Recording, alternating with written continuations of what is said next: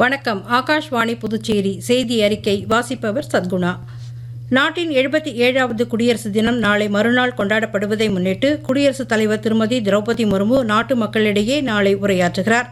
இந்த உரை நாளை மாலை 7 மணிக்கு ஆகாஷ்வாணியின் அனைத்து தேசிய அலைவரிசைகளிலும் ஒலிபரப்பப்படும்.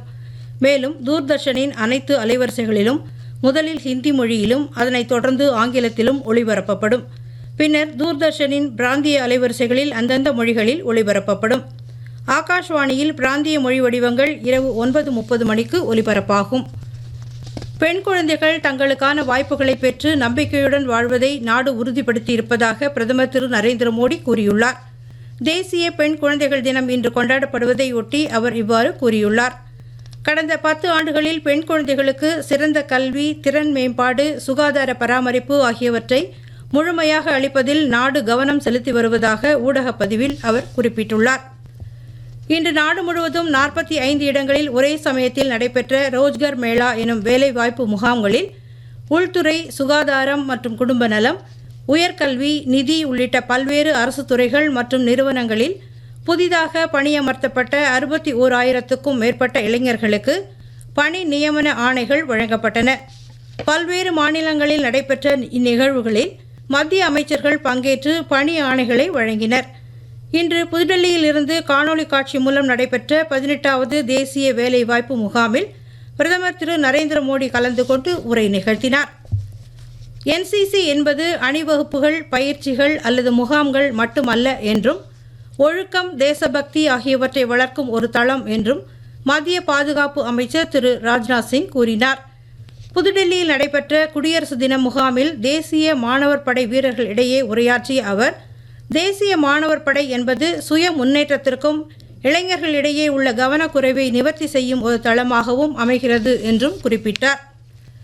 2047ஆம் ஆண்டிற்குள் வளர்ச்சியடைந்த பாரதத்தை கட்டமைப்பதில் இளைஞர்கள் முக்கிய பங்கு வகிப்பார்கள் என்று பாதுகாப்புத்துறை இணையமைச்சர் திரு சஞ்சய் சேத் தெரிவித்தார்.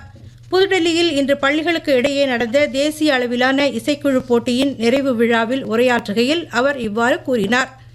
நாடு முழுவதிலும் இருந்து இப்போட்டியில் கலந்து கொண்ட மாணவர்களை அவர் பாராட்டினார். தேசிய பெண் குழந்தைகள் நாளான இன்று இந்த இசைக்குழு போட்டியில் மாணவிகளின் திரளான பங்கேற்பை குறிப்பிட்ட அவர், இது பிரதமரின் பேட்டி பச்சாவோ பேட்டி படாவோ திட்டத்தின் முன்னெடுப்பாகும் என்று கூறினார். ஜிப்மர் வளாகத்தில் உள்ள டாக்டர் APJ அப்துல் கலாம் கலையரங்கத்தில் நடைபெற்ற பள்ளி மாணவர்களுக்கான பரிசளிப்பு விழாவில் துணைநிலை ஆளுநர் திரு கைலாஷ்நாதன் சிறப்பு விருந்தினராக கலந்து கொண்டு மாணவர்களுக்கு விருதுகளை வழங்கி சிறப்பித்தார். அப்போது அவர், போட்டிகளில் கலந்து கொள்வதே ஒரு வெற்றிதான் என்றும் வெற்றி தோல்வியை சமநிலையில் ஏற்றுக்கொள்ளும் மனநிலையை வளர்த்து கொள்ள வேண்டும் என்றும் அப்போதுதான் வாழ்க்கையை தைரியமாக எதிர்கொள்ள முடியும் என்றும் கூறினார். அறிவுதான் பலம் என்றும், ஆனால் அறிவை விட முக்கியமானது ஆர்வம் என்றும், கேள்வி கேட்கும் மனமே புதியவற்றுக்கும் முன்னேற்றத்திற்கும் அடித்தளம் என்றும் தெரிவித்தார். நாளை மறுநாள் நாடு முழுவதும் குடியரசு தின விழா கொண்டாடப்படுவதையொட்டி தலைநகர் புதுடெல்லியில் உச்சகட்ட பாதுகாப்பு ஏற்பாடுகள் செய்யப்பட்டுள்ளன. புதுவையிலும் குடியரசு தின விழாவை முன்னிட்டு பாதுகாப்பு ஏற்பாடுகள் பலப்படுத்தப்பட்டுள்ளன. கடற்கரை காந்தி திடலில் நடக்க இருக்கும் விழாவில் துணைநிலை ஆளுநர் திரு கைலாஷ்நாதன் கலந்து கொண்டு தேசிய கொடியை ஏற்றி வைத்து அணிவகுப்பு மரியாதையை ஏற்றுக்கொள்கிறார். தொடர்ந்து சிறப்பாக பணியாற்றிய காவல்துறையைச் சேர்ந்தவர்களுக்கும் வீரதீர செயல் புரிந்தவர்களுக்கும் துணைநிலை ஆளுநர் விருதுகளை வழங்கி சிறப்பிக்கிறார். விழாவில் அலங்கார வண்டிகளின் அணிவகுப்பு மற்றும் கலை நிகழ்ச்சிகளும் நடைபெறுகிறது. முதலமைச்சர் திரு ரங்கசாமி, அமைச்சர்கள் மற்றும் சட்டமன்ற உறுப்பினர்கள் உள்ளிட்டோர் இவ்விழாவில் பங்கேற்க உள்ளனர். தென்மேற்கு வங்கக்கடல் பகுதியில் நிலவும் வளிமண்டல சுழற்சி காரணமாக செங்கல்பட்டு, விழுப்புரம், கடலூர், மயிலாடுதுறை மாவட்டங்களில் இன்று கனமழைக்கு வாய்ப்புள்ளதாக சென்னை வானிலை ஆய்வு மையம் தெரிவித்துள்ளது. வட தமிழக கடலோர பகுதிகளில் இன்று சூறாவளி காற்று மணிக்கு 40 முதல் 60 கிலோமீட்டர் வரை வீசக்கூடும் என்பதால் மீனவர்கள் எச்சரிக்கையுடன் இருக்கும்படி அறிவுறுத்தப்பட்டுள்ளனர். வதோதராவில் நடைபெற்று வரும் மகளிர் பிரீமியர் லீக் 2020 கிரிக்கெட் போட்டியில் டாஸ் வென்ற டெல்லி கேபிட்டல்ஸ் அணியால் முதலில் ஆட பணிக்கப்பட்ட ராயல் சேலஞ்சர்ஸ் பெங்களூரு அணி சற்று முன்வரை 11.4 ஓவர்களில் 4 விக்கெட் இழப்பிற்கு 69 ரன் எடுத்திருந்தது.